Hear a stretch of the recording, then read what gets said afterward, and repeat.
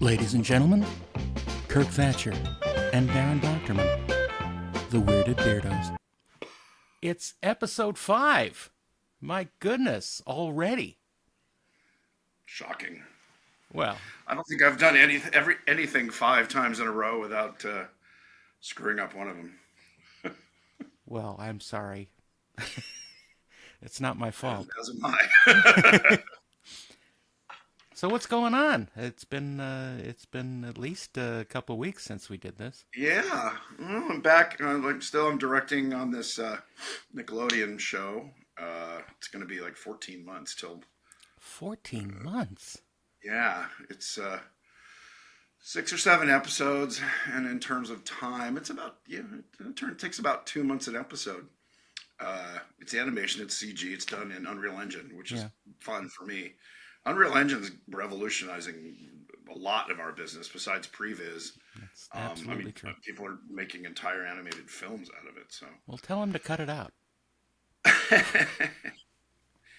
I can't. Actually, I love it. I'm just fiddling around with it. I mean, directing it is pretty much me being on Zoom like this. And if you weren't you'd be a Unreal artist, and I'd be saying, all right, well, let's walk the character in here, and then we'll throw a camera here, and let's make it a 16. No, let's make it a 20, and it's like directing and being your DP at the same time. It's fun. I love it. But that's what I've been up to. What about you? I've just been still doing stuff for the Roddenberry Archive, and supervising things and giving my opinions on things. Are you teaching at Art Center anymore? I'm not teaching anymore right now. I stopped teaching at Art Center several years ago after 7 years.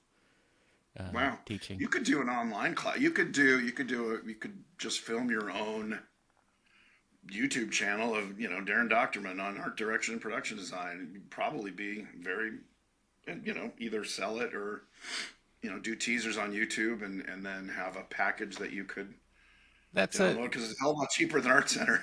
Well, that's true, but there are a lot of people doing that online, and several of them were my students. And that's my point. Is you get it. Your bona fides are a little more bona fide. I'm Napoleon Bonafide. You are. That's how I think of you. Well, I think today we had, aside from what we're doing now, we talked about the work-life balance and what it's like to be in a gig, which is interesting because this job we've always been in a gig economy. Yes. Well, I would say there's only 2 jobs in my life where they were more than 6 to 9 months, and that was Dinosaurs, which I was a writer, producer, character designer on for like 3.5 years, and then this Nickelodeon gig, and it's great. Well, Dinosaurs was awesome because I got my Writers Guild card. I made so much money I had to buy a house. So much money for me at the time. I wasn't like a millionaire, but going from like 5.5 figures, to very low 6 figures to like lower to middle 6 figures for 3 years is great. And also, helping to create a TV show. And then the Nickelodeon, the money is not as good, but it's a lot less. I'm much lower on the food chain, even though director sounds sexy. But it's more consistent. It's factory work. It's like, here's the episode, here's the script. You have, 6 weeks to get it shot, 2 weeks to, edit it. I mean, just it's television in that way. Right. And I think that's one of the things I want to talk about is the difference between TV jobs and movie jobs. Right. Or what the difference used to be, because they're more similar now, actually, in terms of how they're produced and how much money they put into it. Yes, that's true. I guess I'm thinking more like sitcoms versus hour-long, streaming now is like shooting a movie for a year or whatever. I mean, Game of Thrones was shooting a movie for 6 years. That is its own animal. But that's a good point. But I think a lot of people, my stock joke, but kidding on the square answer is when people's like, how do I get in the business and how can I thrive or how can I do well? I said, marry someone with a real job or any work. I'm not kidding. I mean, even if someone who makes 80 grand a year, 50, 60 grand a year. Someone you know can pay the grocery bills, keep your insurance going. Just Yeah. that baseline where you can make a ton of money and then spread it out. I've never had that. Yeah, me either. Yeah, well, I mean, again, it's Well, we tricky, and just I didn't think, find the right sugar mamas. yeah, or partner. I don't even need a sugar mom. I mean, I'd Yes, love you one do. now. All you sugar mamas out there, if you like a weirded Beardo, who's speaking of the Beardo, I shaved down. I I see was that. tired of looking like Santa Claus, and now I don't know what I look like. I look like a Proud Boy or something. Well, you I shouldn't. think I look like a Civil War general, You actually. shouldn't Like, be proud. yes, Yeah. we shall meet without appomattox. You, I'm not proud at all. But unless you're in the film Gettysburg, which had the worst beards ever. oh, really? Yes, I mean you Oh, can even notice it on the poster. You can almost see the spirit gum holding these things ooh, on. yeah, a bad hairpiece. Speaking of Star Trek, the original series, no, joke. I kid. Um, yeah, Look, a bad hairpiece can be very Shatner was distracting. many things, but he never had a bad hairpiece in that original show. No, they were amazing, actually. I Yeah. mean, nobody knew. Uh, so yeah, I think kidding aside, the toughest part is the feast and famine. Yeah. It's all that, and kind of managing your money and figuring out what you do in the I'm not working months, Right. which then sometimes can go for. I mean, I've had years where not working went for a year, Yeah. except for maybe little side gigs or something, and you're calling. And the trick is not to be the pest who's calling everybody you know, or emailing everybody you know, or texting everybody you know. That's Going, the thing I've hey, always had trouble with. it's Um, hard because they're your friends at this yeah. point. People you work with. I don't have shame in it because a lot of times you find out people don't know that you weren't working, Right. especially in my case, working with the Muppets for so long. I started putting it out there because people thought, oh, I thought you were the Muppet guy or a Muppet guy. I Right. went, no, I was a freelancer. I was only under contract with them for like 4 years. I'm not just a Muppet guy. I'll work with anyone. Yeah. Well, pigeonholing. There's another thing we could talk I about. don't. I don't want to talk about pigeonholes. That Yeah, I just mean, sounds. first of all, you got to really hold that pigeon. No, but I mean, I don't. I definitely that puppet guy. I mean, I have people even know me back when I was doing movies and stuff, and still that Muppet guy. Right. Which it's not an insult, but It's a double-edged uh, sword, though. yeah. And so, do you get pigeonholes that Star Trek or that sci-fi? Oh, In other words, all the time. Yeah. All especially the time. now because of all your work with Roddenberry's and Yeah. Trek, and Yeah. you're And like, I did Master and Commander too. I it's can not do a old wooden bad stuff. thing. It's not a bad thing. No. It's just that's how it is. And Well, I mean, Master and Commander shows obviously the your range, if you will, the breadth of your experience and the breadth of your yeah. skill set. Yeah. But that was 21 years ago. No, I know, but that doesn't mean you've lost. I mean, if someone was doing a pirate movie now or a Uh-huh. pirate TV series, the sad thing is you wouldn't be on their short list, Yeah. and you should be. You Yeah. should be. Um, But that's what happens with everybody. If you're not constantly in the churn of working and sure. working with people, people forget about you, and that's Well, a standard thing to happen unless you're constantly shaking the bushes. well, and that's why I found, and it still frustrates me, but the people who are good at selling themselves at marketing, and I don't mean in an annoying way, but just and now with social media, these people have Instagram accounts that Yeah. they update regularly, and when they're not working, and they're like, here I am working on this cool project, or here I am talking about Master and Commander, like the cool stuff I did, just to keep your kind of name and skill set in the zeitgeist. And that's something most artists I know until recently, and I'm talking about people between the ages of like 45 and 60. Hmm. Now the younger generation are so adept at social media, Absolutely. and I think kudos. I'm trying to learn it. I mean, we're doing this for that It's reason. I a don't think it's a it's new going to be trick that us old dogs need to know. right. I mean, it used to just be. I mean, the old adage is it's who you know. Yeah. Really was true because I mean, almost all the work you got because of who you know. Yeah, absolutely. Yeah, except Lee Unkrich never hired you. Damn Yeah, well, that's okay. He did. No, he did once it. at the Oh, beginning. There you go. As I told, Well, I did his titles for one of his oh, that's films. right. Well, speaking of Lee, one of the things also to sidebar for a second, we want to do is have guests Yes. that we know and have worked with. And I think Lee will be one of our first Yeah. guests. He agreed to it. He thought it was fun, and he's got this. So this is the promo for it. He's got a book coming out, an exhaustive Yes. Taschen book. A new printing of a book. Because it came out last year as this, big big yes. Well, thing. yes. I mean, it's huge. It's a box set doesn't begin to describe it. Yeah. But it's an in-depth, exhaustive study on The Shining by Kubrick. And I think it's like something like $3,000 or something. I mean, it's a gorgeous something book. like that. Yeah. But a friend of mine has it, and it's stunning. I mean, it's just like, holy cow. It's one of those big, like they did one on Billy Wilder a few years back. Right. And this is that scale where, it's called a coffee table book really means it's the size of a coffee table.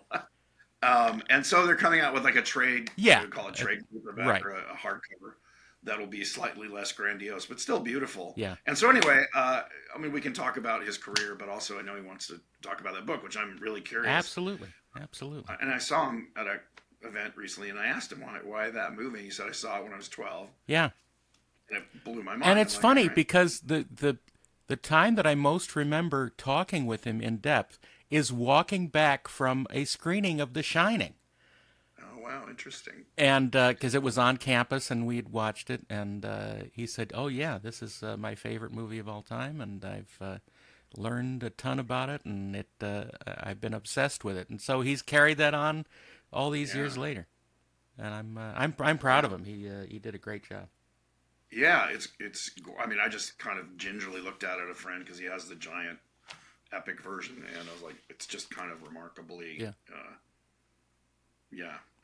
exhaustive is the word. I mean that not in a pejorative way. I mean, it's good exhausting. So anyway, we're gonna have guests. There's a bunch between the two of us. We know a lot of people, and it's not mainly actors. I think mostly it's gonna be behind the scenes. Friends of ours. I mean, some I've known since high school. Some I've just worked with. Right. I want to get Joe Johnston on. He doesn't do a lot of interviews. Heck yeah. I don't know about Phil. Yeah, well, I mean, he fits the Weirded Beardos perfectly.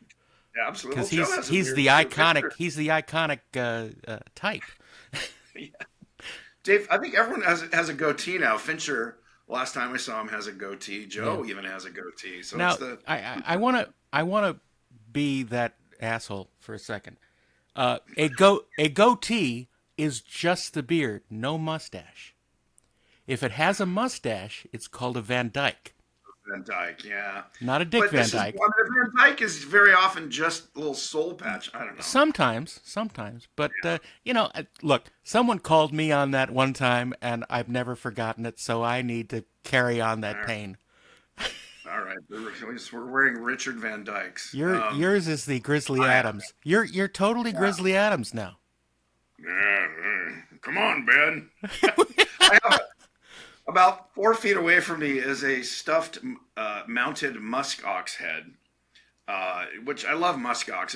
There's a weird animal that I just kind of saw. And I went, that's another T-shirt. I love musk ox. Yeah, I love musk ox.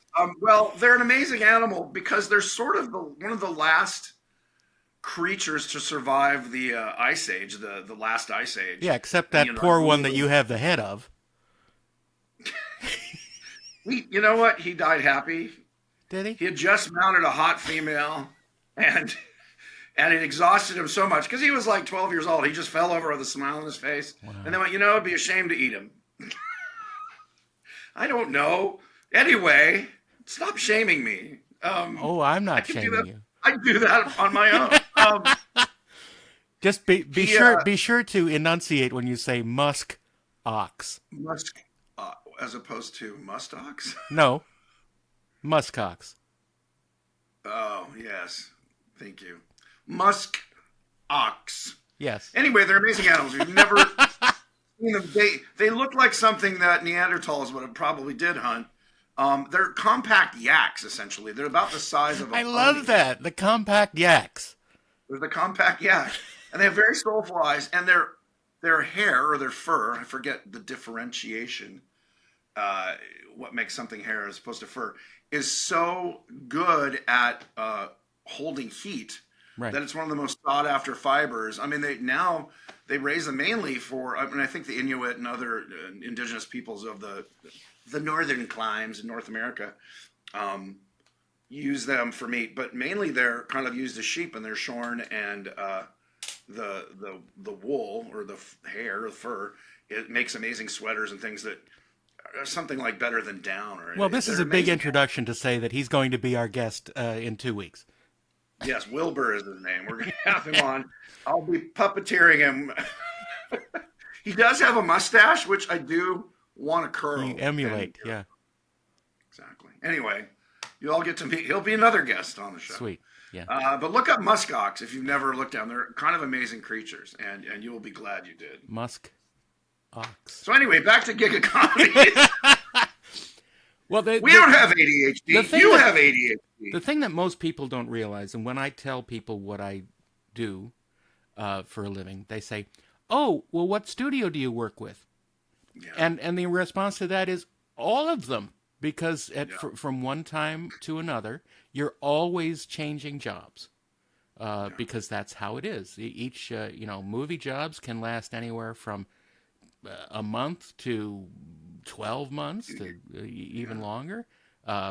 But usually they're around maybe 3 months, 4 months, something like that. At least for what I do.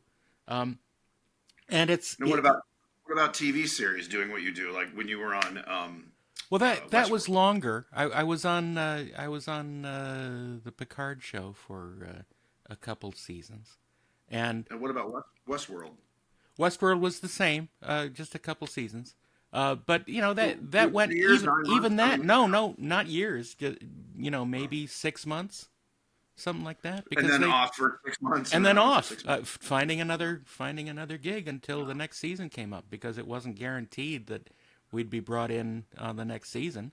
Yeah, There was no yeah. guarantee. Well, that always hurts. That Always, always hurts, always. especially when you worked with a production designer. You worked with, in my case, a production company, and they say, we love you, you're great, Yeah. and then like they do another project which is the same kind of thing, and you're like, And then, why? well, You didn't. don't want to be the guy who's like, why didn't you hire me? Yeah. Because then you seem pathetic. But you're always curious. I know recently in the last maybe 10 years, it's been because you're a white man who's over 50. Well, And they tell me that to my face, and I'm like, particularly Disney. yeah. Very, very quota centric, which I get and I do support morally. It's but it's the world. yeah, like I said, it's the Caucasian karma, at least in the Western world, that we're Well, as white men of at least middle class. Suddenly we're being told, yeah, no, you guys had your chance, you had your shot. Now I'm like, okay, at least it's happening while I'm hitting retirement age, not like when I'm 30. yeah. Well, But yeah, but it's that always hurts. I mean, that happened with the Muppets. It's happened with the Muppets. It's happened with Henson. Like, everyone's like, "Oh, you're great, we love you," and then they just go off and do projects, yeah, and you're not going.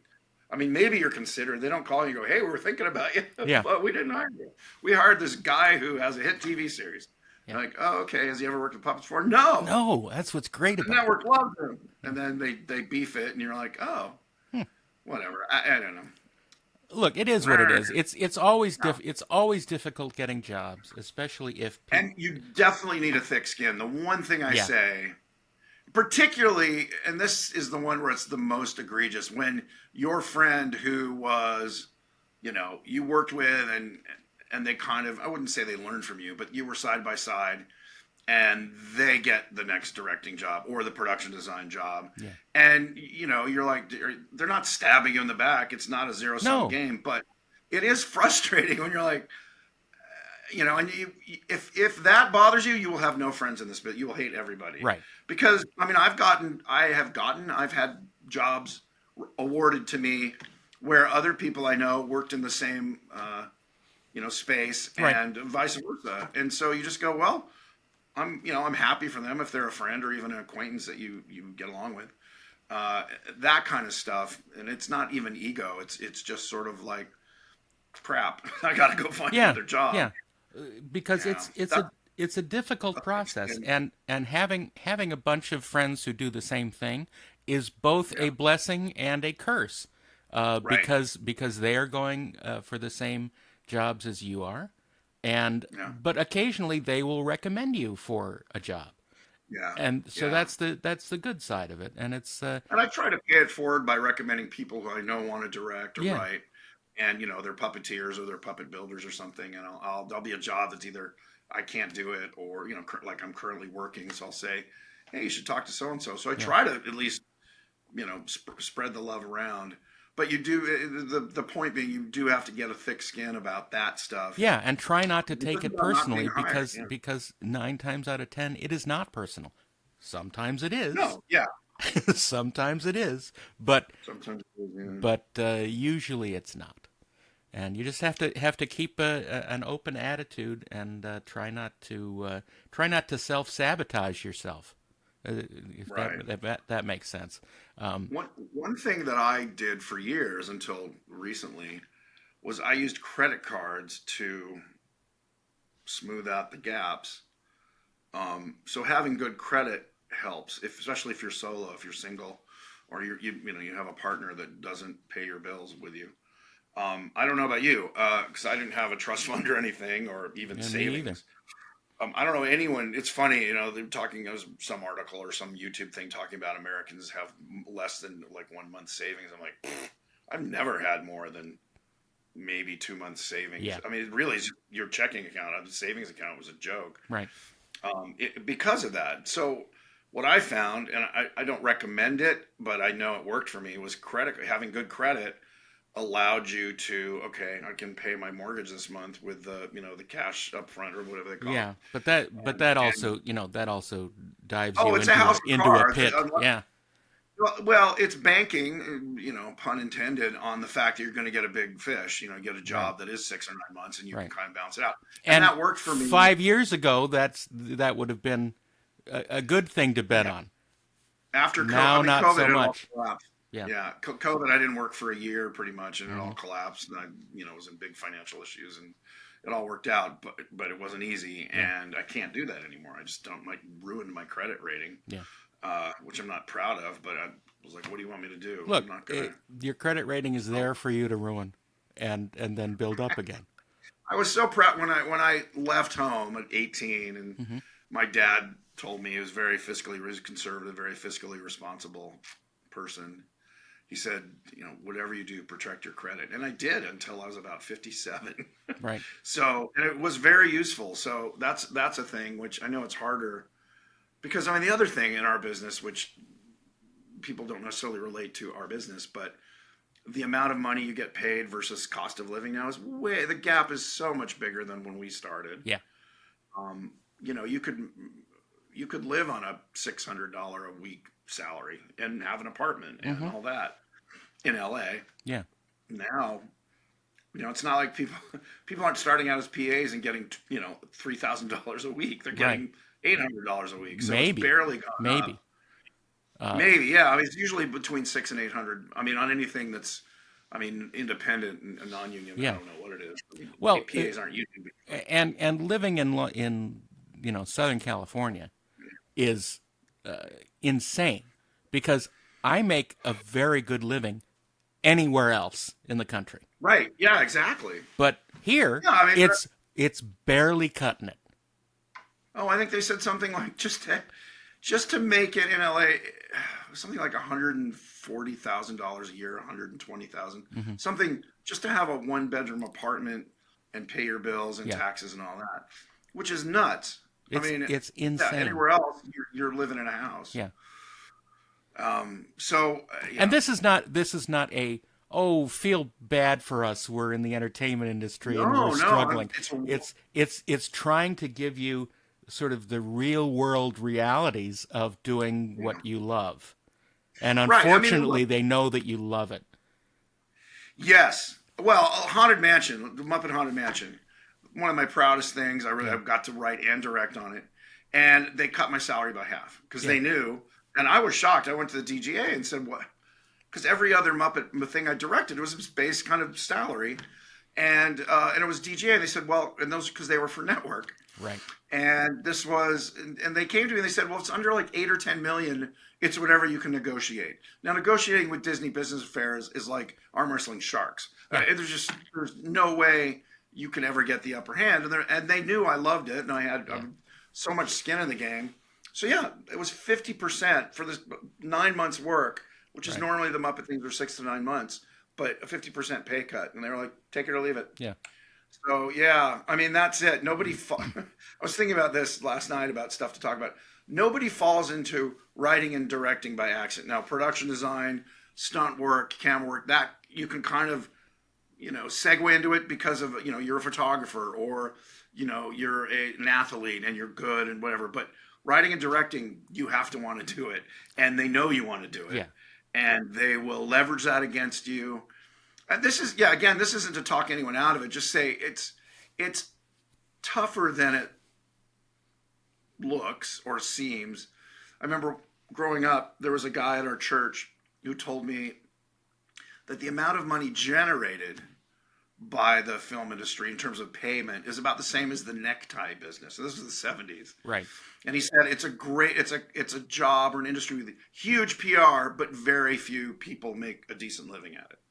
Right. I mean, actors but I mean, all artists, I want to say all artists struggle, but all artists, I would say there's that 0.1% at the top of the pyramid, but most people either have to I have friends who are great illustrators who have day jobs at Kinko's or, and it's like the classic actor with a job as a steward, a waiter, a waiter or waitress. So you have to love it enough to kind of give up things. Like I've never had kids, and I didn't really want it, so it's not like it's a great sacrifice. But not having a wife and kids certainly helped in terms of, especially in the first 10, 12 years where I could go off for 8 or 9 months on a movie, right. and again, the pay wasn't great, but I got to meet new people and go to, I was going off to North Carolina, going up to Canada, going to England, and doing these projects, which was great because I didn't even have pets at that time. Right. Yeah. Now you have that chain connected to them that you need to figure out what you can do if you have to go anywhere. Well, luckily I have cats and a bird, and they're all lower maintenance than a dog. Like don't have to be walked. This is true. I think dogs. I grew up. We had tons of dogs. My mom rescued dogs, and we were just a big pet family. And I remember her telling me her whole reason for me wanting to get married is so I could have a dog. She goes, "Oh, if you got married, you could have dogs." Very much my mom, but it's true. Dogs are tough unless you have a little portable dog to bring around with you. They're all portable in their own way. I mean, if they're not, then it's probably not a dog. Well, yeah. I mean, most people don't travel where they're Newfoundland. Right. But so if you can't be around to take care of it, it's incredibly unfair to a dog. Right. Oh, absolutely. To a lot of animals. Again, cats. I try to get someone to just house sit, like stay at my house. It's a decent sized place, and just companionship for the animals, because it's hard when there's no one there. Right. You come back and they've probably left you little presents on the pillows, or they're animals, birds and cats, which are the ones I've had most experience with. They will let you know that they are not happy that you've not been around. They will shun you for a while. It's just funny because it's so very human, and not to anthropomorphize pets, but they're around people their whole life, so they do pick up some of our attributes, I guess. So that's all the downsides. The upsides are you're never bored. You get to work with amazingly creative people. I mean, the amount of friends that even just we want to have on the show. I just have such respect for them. They've done amazing work, and you kind of get to stand in awe with your comrades at the work they do. Mm-hmm. And it rubs off. I mean, all the skill sets I got pretty much after 19 years old was by osmosis, by working with the Phil Tippett's and the Joe Johnson, the David Finchers, the Leonard Nimoys. And so it's great to earn while you learn, and just pick up. That's the other thing, is be a sponge. Yeah. That's great. Well, that's the thing. People ask me how to get into doing film work.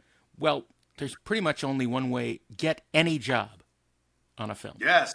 Well, particularly, yes, I mean, I started as basically a creature shop PA. I mean, I Mm-hmm. did have skill set. I always say, learn a skill, whether it's Photoshop or making molds or painting sets or, you know, being a writer's assistant, knowing Final Draft, knowing After Effects or Or Premiere, like Unreal Engine. or Unreal. Yes. Well, now that it used to, I'd say learn Maya and Photoshop and After Effects. Now I'd say, well, still Photoshop. I mean, the Adobe Yeah. Suite. If you're skilled with that, you're pretty much able to find work.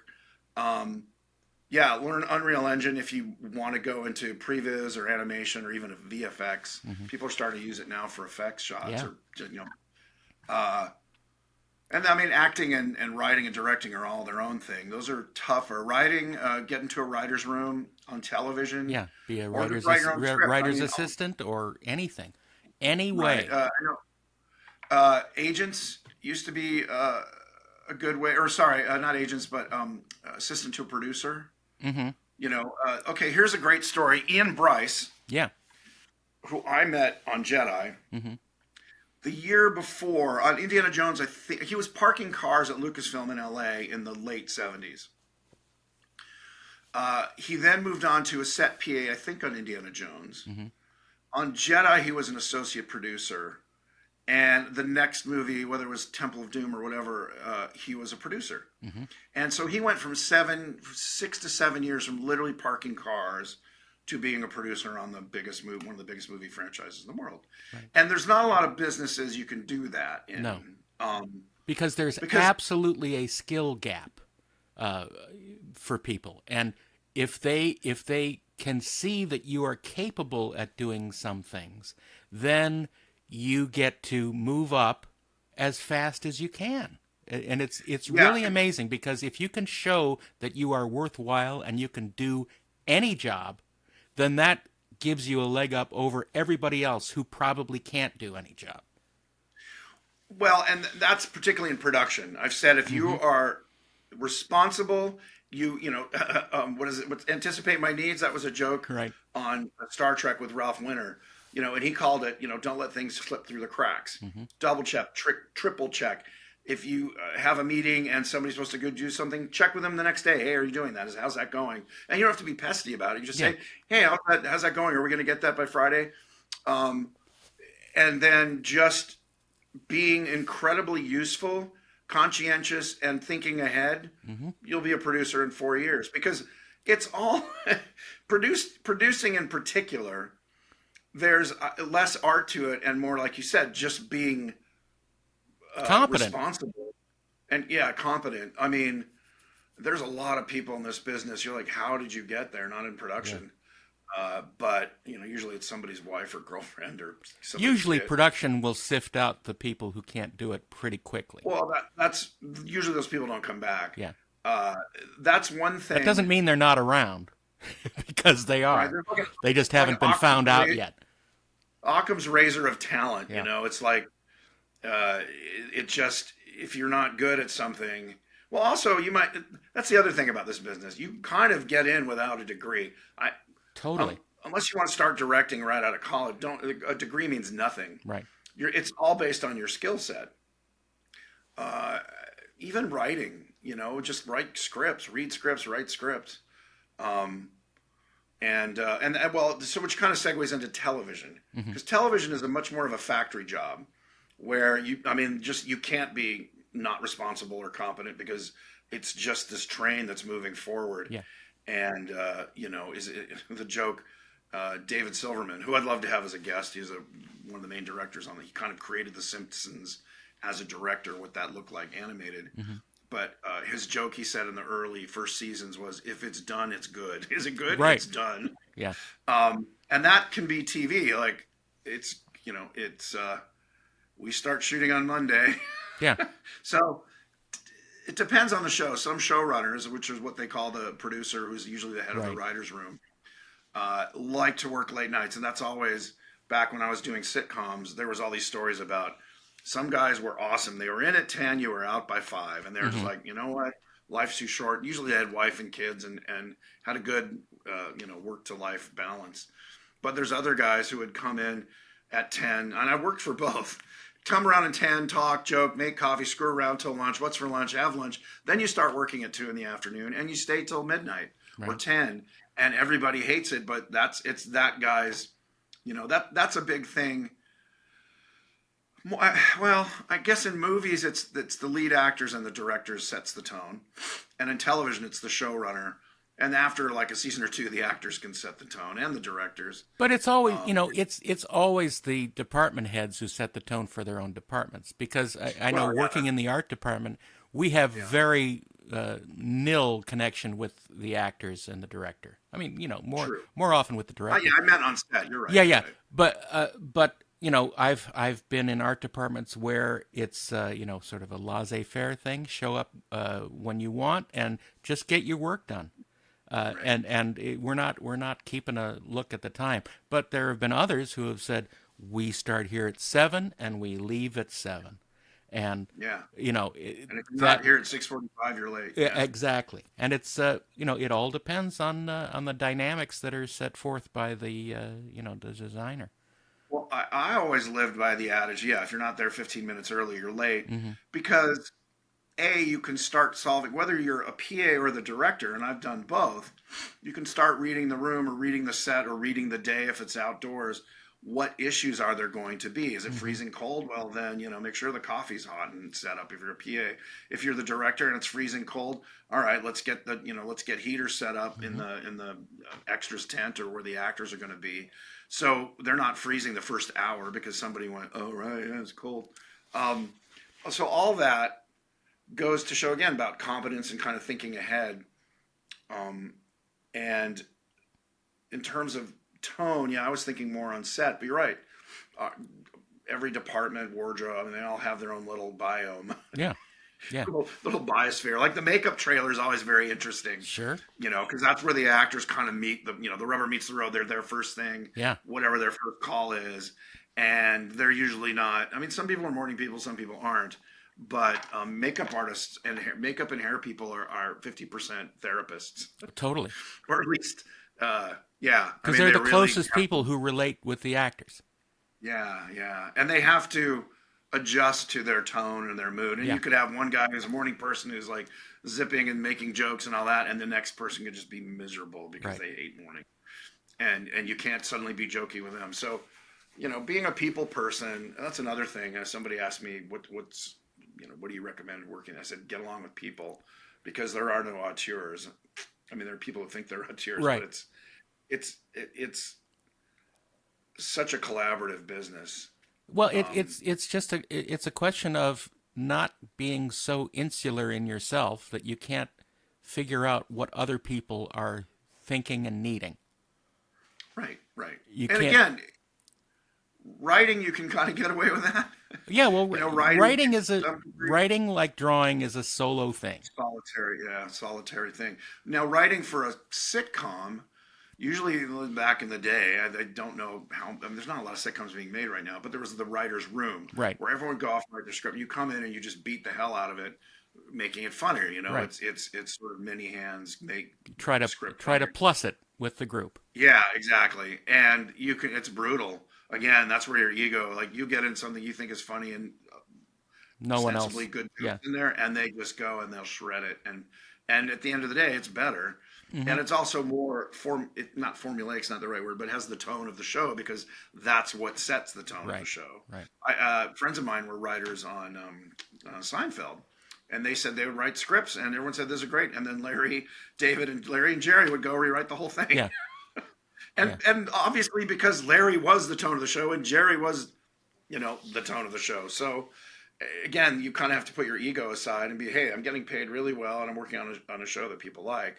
Where I think it's frustrating, and this happens in every department, whether it's art department, sound, whatever, when you do good work and then somebody's taste above, usually with art department, it's the directors, the producers, and Hmm. they don't have good taste, but Right. this is what they want. Right. And that's a big part of, even as a director, you're like, well, it's not the movie I wanted to make, but I was talking to a friend who got a movie off the ground because a big star agreed to star in it. Yeah. But that big star made that movie their movie. and my friend is the director, and the movie did not get great reviews. And I asked him, I said, has it been tough? He goes, no, because it wasn't my movie. Right. I said, yeah, but the world doesn't know that. Like I said, if it's a hit, it's rarely the director's, especially TV.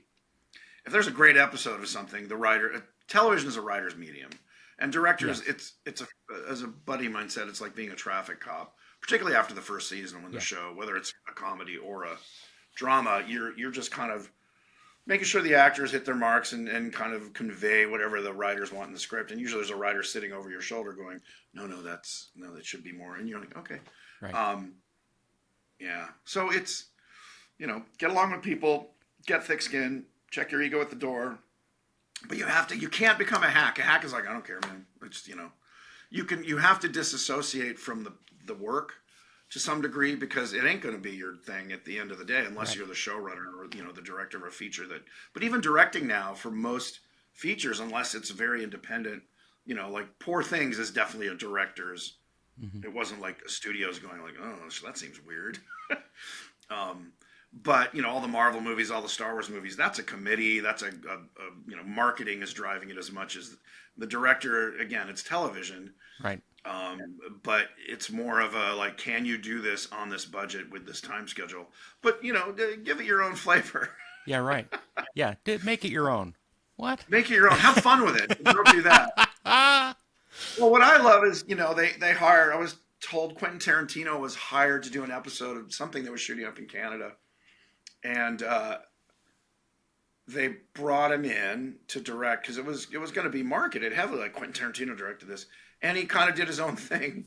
And the showrunners were very frustrated because he didn't do. I'm like, well, he didn't do what they wanted him to do. What they wanted to do, but that's why you hired him. Yeah. So yeah, I mean, all these things.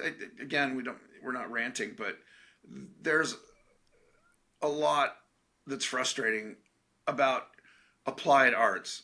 Sitting at home and painting, writing your own children's and illustrating your children's book, that's great. Yeah. And a lot of us in the industry have that, kind of hold that as that would be great. And then I know people, Tony Dieter Lizzie, who's a very successful children's book writer and author, struggled for a lot of years, and publishers, we won't publish your book. And he finally got one done. I think his big hit was, he had a couple illustrated children's books that did well, but then Spiderwick Chronicles. Mm-hmm. And he'd be a great guest to have. To talk about that whole business, because I talked to him about writing a book and illustrating it because that was in my skill set. But it's kind of like getting into the film. It sounds great, but it's just as frustrating. Well, most of the time you are making your artistic desire subservient to who you are working for, and you are working to make their vision come as close to reality as possible, and using your skills to help them do that. Right, and that's what was great about the fellow people like Jim Henson, who was exemplary in that. He would hire you because he liked what you did, right? And then it was like, ooh, yes, and it wasn't like, no, this is what I want. You worked with Cameron, and I've kind of heard he's very specific. I know. David Fincher is very specific and meticulous, and he hires a good DP, but he wants the good DP to kind of, ally with what he wants, as opposed to blow my mind, do something fun. Jim Henson was more of that, like, do something fun, like here's the loose idea, let's all run and play with it, and that's few and far between. I try to bring that to the shows I do, is like, hey, I like you, that's why I hired you. You don't have to check in with me on everything. Right. And as long as if you have the wherewithal to trust the people that you're hiring and working with, then that's all the better, and that gives them a stake in what the project is. Yeah, and sometimes you don't, I've been given DPs that I didn't know, and I saw their work, and like, yeah, they're very competent, but just did not kind of vibe. And some of it's personal. I worked with a DP who just didn't like my sense of humor and keeping it fun on set, and their complaint was he's always making jokes. I'm like, we're doing a comedy, and whatever. They just was not their vibe. They just took the work seriously, which was great. Which is why they did good work. Yeah. But they didn't like that tone on set, which was frustrating because I got the note from the producers, hey, they're very kind of, I don't know, frustrated, grouchy Right. because you're always making jokes.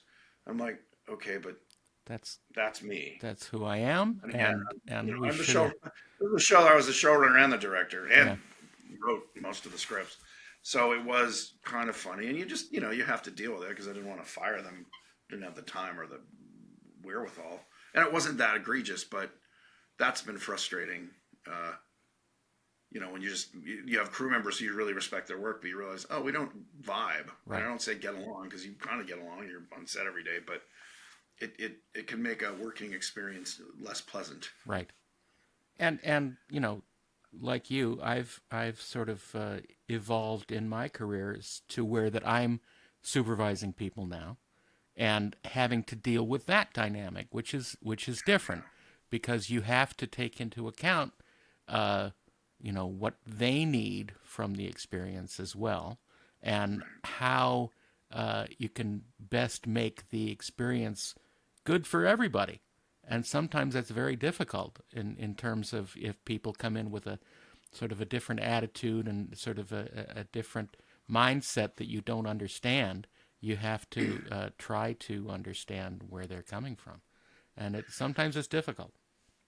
Well, just yeah, it's relationships. I Mm-hmm. mean, just like you can be in a relationship with a partner, and you say what you thought was very clearly a positive thing, and they take it the wrong way. Right. That's like exacerbated or amplified at work, Right.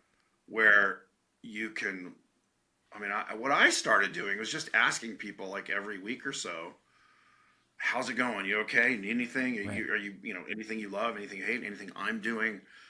And nine times out of ten, they're like, no, it's fine, And once in a while, they'll be like, well, I mean, the DP that the job was so short that it was, and I found out like halfway through, and I just felt like, okay, I'll throttle back on being fun on Right. set, which kind of weird. It's hard because I don't know. To me, it's fun. I mean, there's a certain joy I have in doing my job, um, And high and I'm pressure not situations call for that to help people not right. go I insane. think And what I learned was there's a language barrier. This DP was not an English speaker, was not initially an Hmm. English speaker. And I think they thought when I was being funny, I was in some way making fun of them or Uh, their process, which again was never explained to me.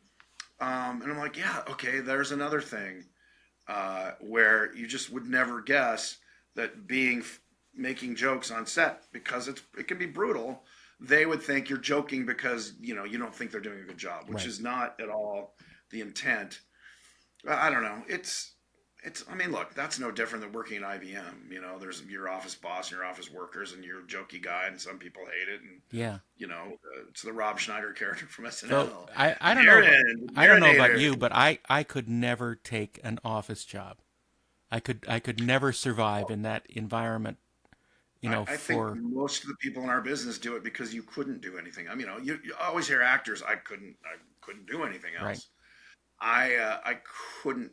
I mean, even being on a factory job like an animated series or Dinosaurs, a little different, but because it's kind of like making a short movie every week.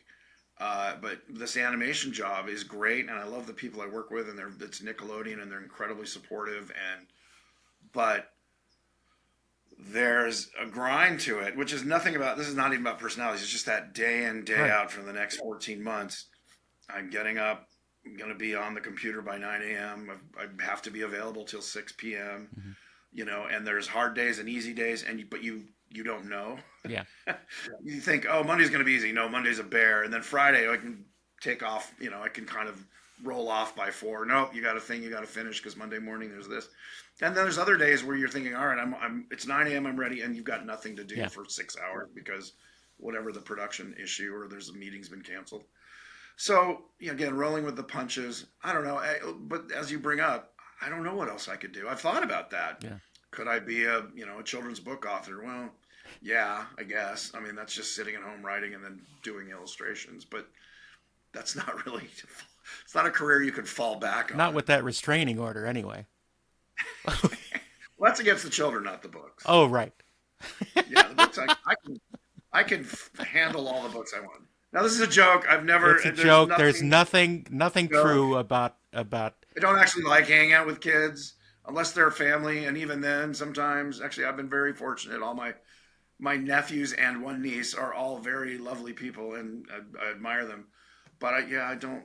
People are like, "Oh, you must love children." I'm like, Not didn't want especially. them. Yeah, I don't hate them. I mean, I really just judge them as individuals. Some people's kids. I have friends who are great people, and their kids are monsters. They're just ill-disciplined. I Hmm. mean, one I was at his house, and their son was crawling around the couch, and he was like 6, 7, and he crawled, over my lap, and I'm like, I tolerate it. It was fun, and he just farted right in my face. I thought it was hilarious. And Dad's like, oh. It is I never hilarious. went back. Yeah, I never went back to their house again. I'd see the parents, but I'm like, no, I'm good. Well, Don't what you get don't kids in know my is life. that was you from a time uh, displacement accident. I would have gotten my ass beat so hard Well, that's true. if I ever did that. I mean, my parents were Victorian in their etiquette. Like it was like children to be seen or not heard. It was like the Von Trapp kids when my parents would have a dinner party or a bridge party. They played bridge. It was What very was very what was 50s. your whistle call? Oh, for being outside to play, Yeah. or No, what do that's you a joke. mean? It's a joke from the Von Trapps because each kid Oh, had okay, a sorry. whistle tone. My mom did have a whistle when we were outside playing that meant come in. Um, No, we would trot out with our hair combed and say good evening, Mr. and Mrs. So and so, Hmm. nice, and you kind of shake their hands and then get the hell out. And that sucked was the living room where they had all these events, is where the TV was. So, Yeah. we had to Yeah. So you're out of luck. leave. Yeah. Yeah, but but it was helpful in terms of I know how to behave in a meeting, and I know how I'm not behaving. Right. Right. That's actually a nice sidebar. The name Edge of Etiquette, if anyone's curious or even knows what that is, that was the name we gave the punk band that That's was playing on the boombox in Trek 4 playing on the boombox in both Star Trek 4 and and Picard. Picard. And the name came up. I don't know if I said this in a previous chat, but because Ralph Winter, who was the producer on one of the producers on Star Trek 4, said I would go to meetings to kind of represent Leonard, and I would make jokes and just be me. And he said, "Man, you just walk the edge of etiquette. Like I'm amazed at what you say to Don Steele or Sid Yeah. Gannett, not Don Steele, Don what was her name? Was it Steele? Anyway, Sid Gannett, like the people running Paramount, and I would just make jokes, and I wasn't ever offensive. I wasn't insulting, but just being like a court jester. Right. And man, you want the walk the edge of etiquette. And so when we did the song, I'm like, oh, we should call it the edge of etiquette. That's funny. Anyway, yeah. So tough business being an artist in any industry, whether you're an illustrator or graphic designer. I think everyone would have the same complaints, and maybe people who sell cars and write computer programs have the same too. I mean, it's that Look, work anyone hierarchy. who needs to do something to make a living has troubles. You know, Yeah, unless you're a pampered child of wealth. Uh, Nepo baby, yeah. Nepo baby. Uh, Well, and the other thing is, I will say that one advantage, we don't have to deal with the public.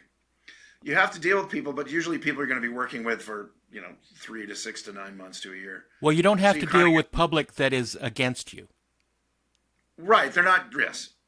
Well, because everyone I know who's in sales or in the restaurant business, just dealing with Karens or right. whatever the male equivalent of a Karen is. Like I just would walk. I couldn't handle that. I mean, it's hard enough handling producers, directors, actors who have attitude or you just don't get along with. But you kind of know and you can adjust. Whereas that, I mean, everyone I know who's in sales and deals with the public, I'm like, oh God, you have my sympathy. Yeah. No, it's a difficult thing because we've both done convention, uh, uh, you know, tables, Yeah, and signing. that's a joy because people who come up to you want to talk with you and they are on Right. your side. Um, Yeah. but what you're talking about, having to deal with the public who first wants something from you and doesn't understand what you're doing. Um, Right. They don't care about your that's process. they don't care. That's a different thing, and it's a skill. It's a skill that you have to learn I used to, before I got my post-production job at USC, I was helping to run the reception desk in the main cinema school building, and I would have to, number one, deal with phone calls, and number two, deal with people coming up asking questions and wanting information and all sorts of things. And that was sometimes, some evenings, that was a killer because everyone would be coming in and asking questions and needing to find places and find people. And I got moderately adept at it, but I didn't like it.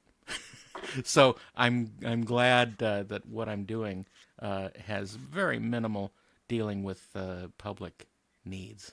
Yeah, I mean, I think part of the reward of what we do is you make something. It's not a very, I mean, back when I started, it was actual things. Right. Now it's an entertainment.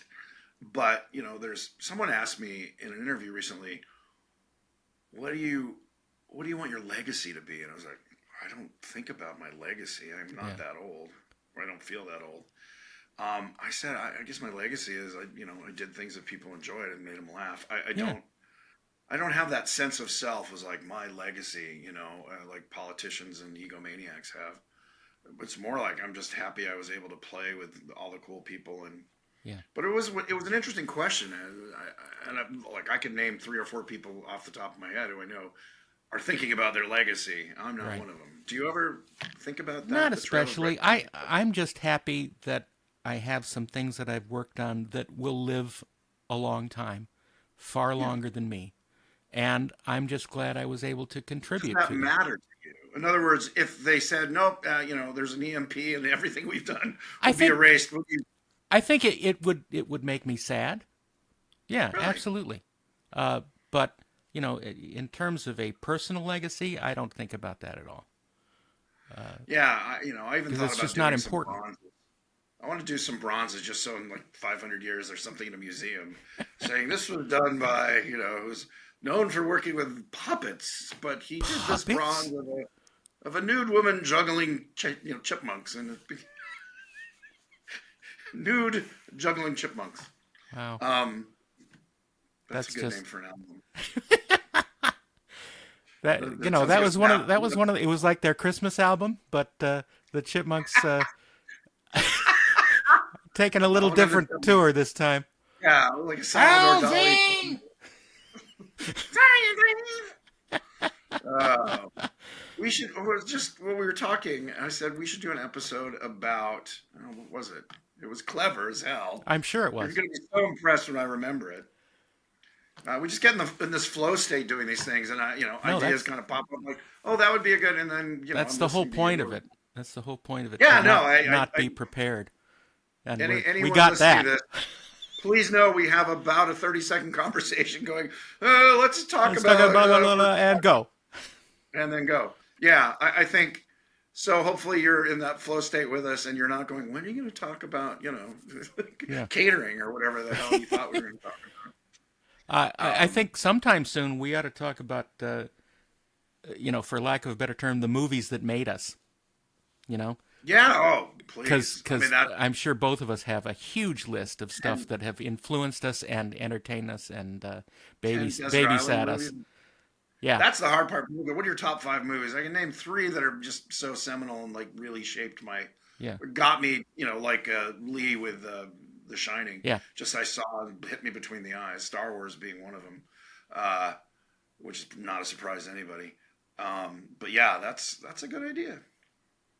So we've got tons. I mean, I was thinking about it. If we release these every week or every other week, I mean, we've got 2 years worth of material without even breaking a sweat in terms of people interviewing stuff to talk about. So if you guys are enjoying this, hopefully, and if you have ideas or suggestions, particularly about not so much about guests, but about subjects you want to hear about from writing, directing, acting, designing. I should mention our email address because I only realized that it's only visible on our YouTube feed and not on the audio. So our email is theweirdedbeardos, one word, @gmail.com. And you can comment. Should we set up an Instagram and a Facebook too, just so it's easy to find? We have an Instagram. Oh, we have an Instagram? Yeah. Really? It's I believe it's the Weirded Beardos at Instagram. Get out. Who Yeah. thought of that? See, folks, this is why I love Darren. He's got these great ideas. And sometimes I do things about them. Oh, I know what we're going to talk about. Conventions. Okay, so Yes. we'll talk about movies in a minute, and then we should talk about. I've got a lot of convention stories, good and funny, and no real negative ones. Well, a couple that went so badly they're negative, but not like anyone got hurt. But I think that would be, and that's how Darren and I really started thinking of this. We would sit next to each other, particularly at a convention in Kentucky Yeah. called Wonderfest, which is delightful, and just start riffing and entertaining ourselves because Yeah. we're not mobbed by fans. Well, sometime you are. You are. No, There moms, are no. there are waves. There are waves where Well, yes, waves of two people. I mean, Well, yeah. again, that Look, it's all relative. no, my relatives never show up. They could care less. Ah. And with that, folks, With that, that's the kind of jokes and terrible puns you can expect on the Weirded Beardos. join us next time for whatever the heck we're going to talk about. We don't even know yet. So, thanks for joining us, and we will see you next time. Excelsior.